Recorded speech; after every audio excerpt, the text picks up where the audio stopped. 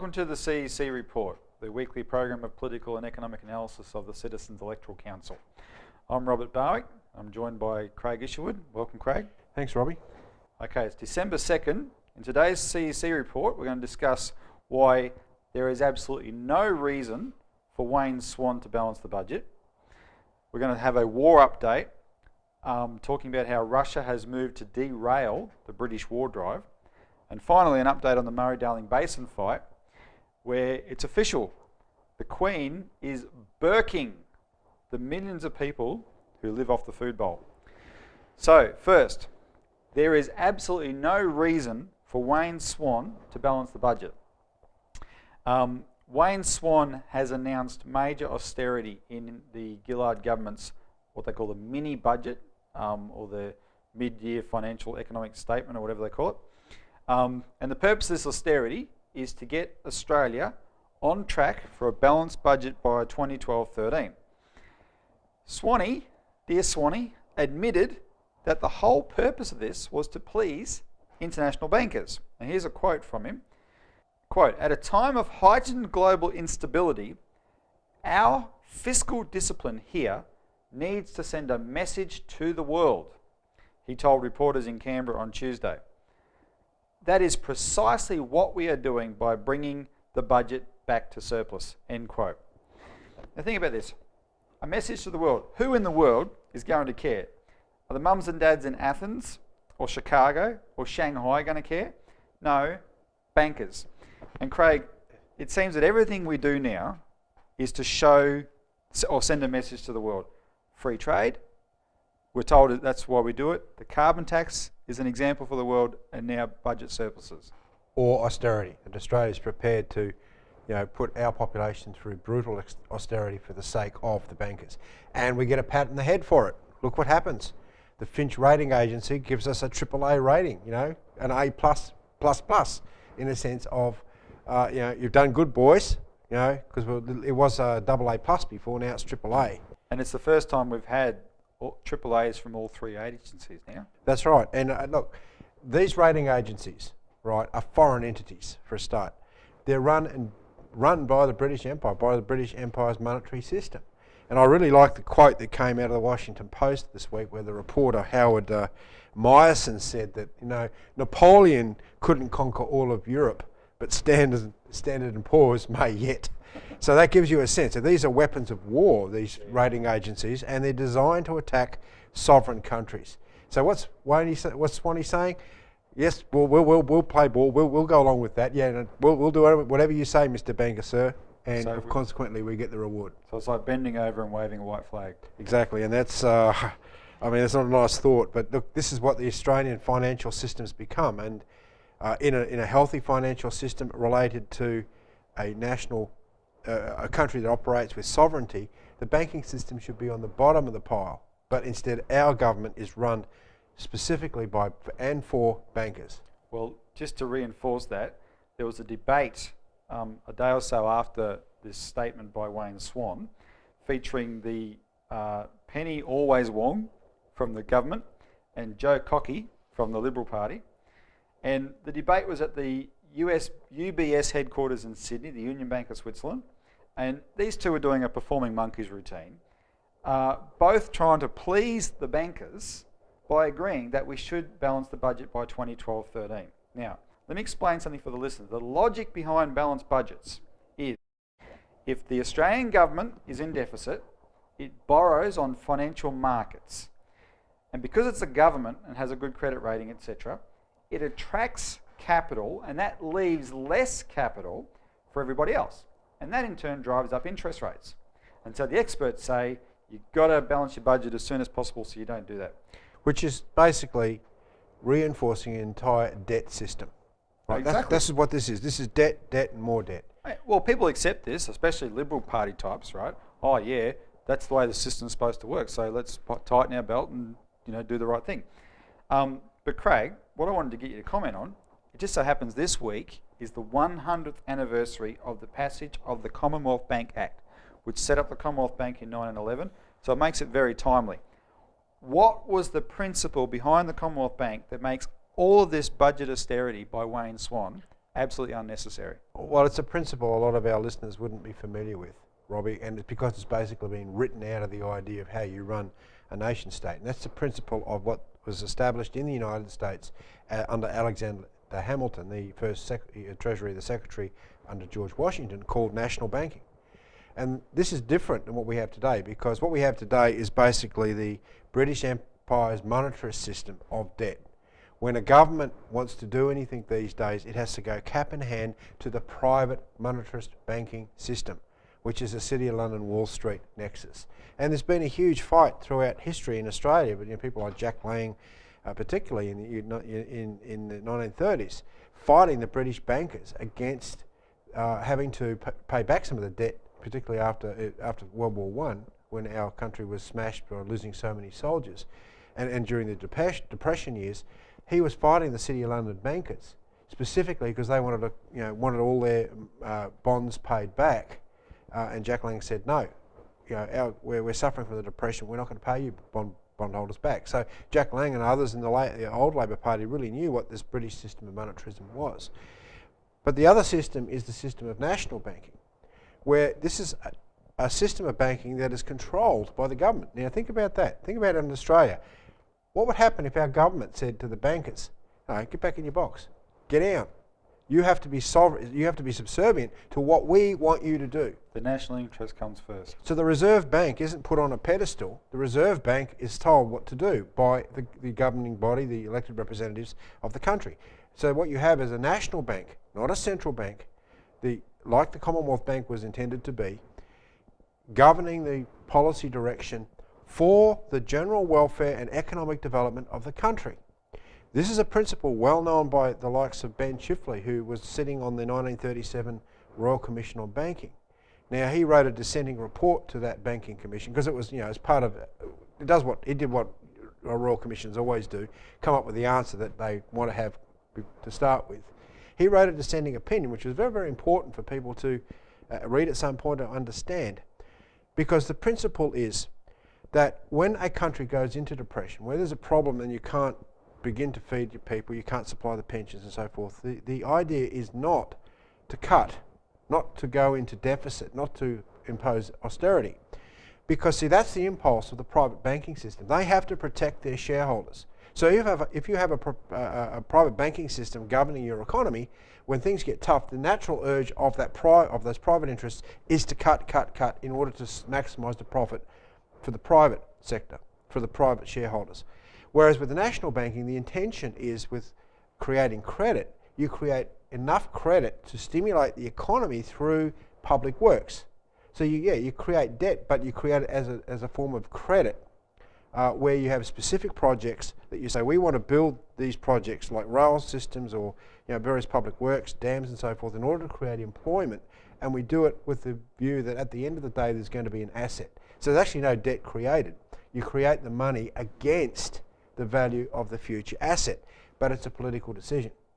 So that's what the national banks can do, but it's in the control primarily of the government, and the intention, the political intention, is not one of, as we have today, being in the almost slave-hold grip of the private banking system. Yeah, because if you think about it without money, in a depression, when things are rough, people are going without, if there was no money in the system, the government would say, here are the resources that are needed to supply the people's needs. We will marshal the manpower and infrastructure to supply those. Yeah.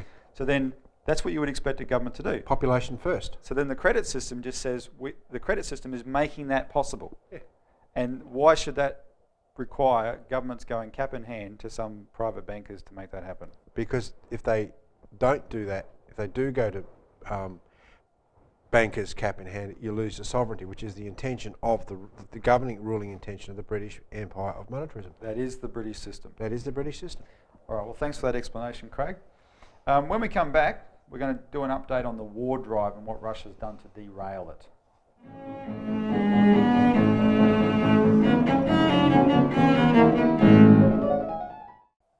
Okay, welcome back to the CEC Report. We have a war update now on Russia's moves to derail the war drive. it's a stunning situation where if you just went by what's in the media, you would have no idea that as we speak, the world is squaring off for a world war. None of this is being reported. Yep. You should follow this on our website and follow this on the LaRouche PAC website. We did a press release this week, a very short one with a link to a video that gives the sort of like the hour by hour developments on this. This is like the build up to World War One. This is not like a proof that this is the British running this, because the British control the media in this country and they're keeping everyone in the dark. Well, I'm going to get you to comment on the British in a minute, Yeah, okay. but let me give some details. So since the CEC report we did on November 24th, United States forces that are part of NATO have bombed the Pakistan border, killing 24 Pakistani soldiers, and Pakistanis are supposed to be our allies, or NATO's allies. And this is despite the Pakistanis warning that this was going on, that went on for over 2 hours. I mean, this insane. is not an accident then. No, no way. Turkey has all of a sudden is in league with Britain, and it's become outright hostile to Syria, and that becomes a provocative element on Syria's border. The British and Saudis dominate this, what's called the Arab League, and the Arab League has upped the ante by whacking Syria with heavy sanctions. And as LaRouche said, who forecast that Syria would be the trigger for a world war, these sanctions are acts of war themselves. But Russia has countered that by moving 3 warships off the Syrian coast. Europe has started talking war, and I was really struck just the other day, Craig, when in an article in the Telegraph in London about the financial crisis, specifically about the credit crunch reappearing in the European financial system, this is what they reported. Quote, Alain Juppé, the French foreign minister, raised the stark prospect of a return to violent conflict on the continent. Quote, it is an existential crisis for Europe, he said. We have flattered ourselves for decades that we have eradicated the danger of conflict inside our continent, but let's not be too sure, end quote. And of course, unfortunately, under the present government, France is right in Britain and America's pockets on this war drive. But with Russia, by moving their ships in effect in harm's way, it's a bit of a chess move. The Russians are very conscious that inside America, especially the Pentagon, the top brass, there's heavy opposition to this war drive. They hate it. And of course, they are trying to advise Obama very, almost desperately, don't do this. So what Russia's hoping is that its move will strengthen their arguments that to make the point, look, you do it, it's going to trigger a bigger conflict. Well, hopefully it'll actually lead to the impeachment or the removal of Obama, because that's really what's got to happen. To show him up. Said. Yeah. Absolutely. Get rid of this guy, because he is a narcissist, he has a mental defect, and this guy is very dangerous, and he will not stop at, before he launches nuclear war. I mean, this guy has every capability, and that's what's very dangerous about this. So for Australians though, Craig, like I said, it's not being reported in the media. What does get reported though, Australians, we've been conditioned, especially when it comes to big conflicts like this, that we never question our side. And of course our side as always includes Britain, includes the United States. Naturally, the Russians and the Chinese are the other side. So we tend to assume that what they do is bad. Isn't the real dividing line here though, between those nations who are trying to defend the principle of national sovereignty and those nations that are under British control and manipulation whose outright intention is to destroy sovereign nations? You're talking about China and, in fact, India, right? These are the most populous nations on the world, in the world today, right? They both have strategic alliances with Russia, and their intention today is to develop themselves. I mean, they have huge populations, they have to develop themselves. That's in stark contrast to the stated British policy of the British Empire, the British Crown, through the likes of Prince Philip, of population reduction. And they intend to target these nations for population reduction, to bring the world's population down from 7 billion down to below 1 billion. The only way they can do that rapidly now today is through mass thermonuclear war. And they have every intention of launching such a war. So therefore, the target then becomes, of course, the opposition to that, which of course is again Russia. Because Russia has a policy through Medvedev and through Putin of actual economic development. Russia is a country that's never been conquered, and therefore it is going to defend itself and its people against any assault. Unfortunately, at the present time, I think Russia is very weak on attacking Britain. And if they actually were to look at this question of Britain in the sense of the British Crown and begin to really expose what the operation is, then that would lead to more resistance than there is today against this particular war drive. But really you have to look at this war also in the context of the collapse of the British Empire's monetary system in Europe, and they don't want to see Russia, China and India continue developing their strategic alliances whilst the British Empire's Atlantic area is crashing through the floor. Well, and ironically, it's interesting you put it in the context of population numbers, because Europe's population numbers are actually in decline. They're going backwards, their fertility rates through the floor, etc. And that is a parallel problem to their economic crisis. The countries that are holding their head above water, like China and India, with these enormous populations that we've been told to think are a problem, they are the richest countries in the world now. Population, people in the cities enjoy good hospitals, they enjoy their sporting clubs, they enjoy their infrastructure. That can only be developed where you have population. So the argument that Australia, for example, is overpopulated is absolutely absurd, but it is being made by people who enjoy the benefits of population density. And see, this is the insanity of this whole argument. It's completely fraught with lies and deceptions.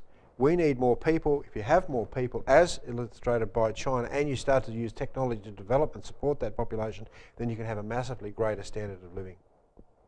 All right, well, it's been a pretty dramatic week in terms of how quickly these developments have taken place. There's a breaking report apparently that the Americans and Israelis might have already done something to Syria.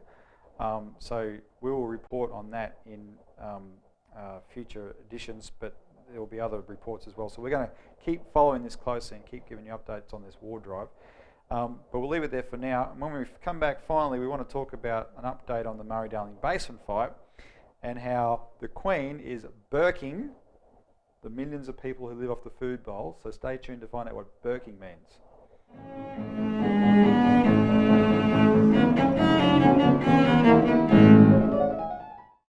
Welcome back to the CEC Report.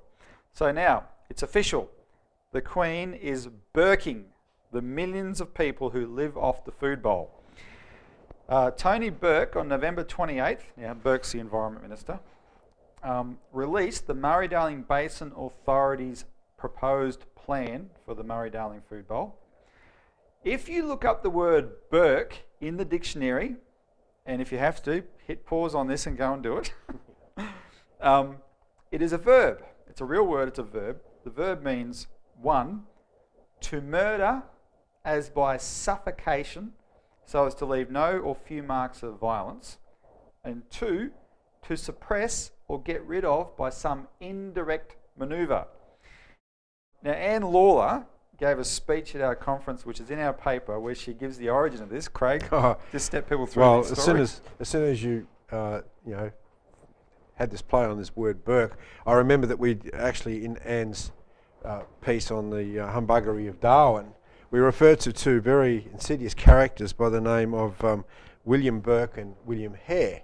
Now, these guys were actually murderers that were employed by a doctor, Robert Knox, an anatomist in London. Now, this guy was actually doing research. Scotland, sorry, yeah. Research on the attack, because he was part of the eugenics movement. Early eugenics, yeah. Yeah, eugenics movement. He was doing research on how anatomical features like skull size and so forth determine the way a person acts, and therefore determines whether they're suitable or not for survival. For survival, basically. Yeah, survival of the fittest and all that. So this burking has obviously come into the dictionary from this very famous case where they literally went, the morgues of Edinburgh were running out of bodies. So consequently, this guy Knox went and hired these guys effectively to go and knock people off the street and use their bodies for research. Right. Yeah, we go through that in the paper, so people can get a copy and read it for themselves. All right. Well, we're not just making fun, because that word absolutely applies to what Tony Burke is doing with this basin plan. Now, they've announced they're stripping 2,750 gigalitres from irrigators. They're not saying, though, how that water will be used. That's for the environment, but how will it be used for the environment? Because, for example, if they said, well, here's one part of the environment that we need to have this outcome for, we need this kind of water, other people might say, well, you can get that outcome with less water. We'll show you how. So they don't want to give any details here. So they're not saying that, which is making the farmers justifiably angry. They're basing it on a demand, a bizarre demand, that the Murray Mouth has to be kept open 9 years out of 10. And the idea that you can dictate that in the face of recurring droughts is, well, you know, whatever. Especially when the barrages that were built 70 years ago were actually to keep the salt water out. That's right. And for millions of years, forget it, it's 9 out of 10 years, for millions of years, there was a completely saltwater environment at the bottom of the basin. The lower lakes and the Coorong. And the whole fraud of this is that they created these artificial wetlands based upon fresh water flows in order to drive the Ramsar Treaty requirements that are shutting down the basin. Now, partly this plan, the way they've couched it, is to make it look like the farmers are winning concessions. Because, of course, the first draft was something like 3,400 gigalitres up to 4,000 gigalitres, so it looks like the farmers winning concessions. Yeah. The problem is people have no sense of reality. What the farmers have already been forced to give up is killing them. Right? The shutdown of the food bowl is already underway, even without them reaching this 2750 target. Most ominously, Craig, this was announced and Tony Burke starts running around the basin, he is now saying repeatedly that because the Murray-Darling Basin also grows cotton and wine grapes, this is an issue that isn't about food. Doesn't this sound like Burke is trying to counter our charges of genocide? Craig Knowles and Tony Burke are witting agents of the British Empire's policy for genocide. End of story.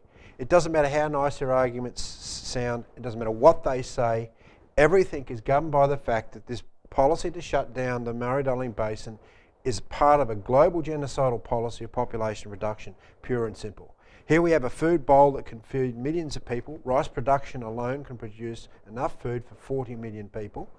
It's all being shut down for this political policy. So at the end of the day, the known or should have known charges that were brought up at Nuremberg apply to this exact case.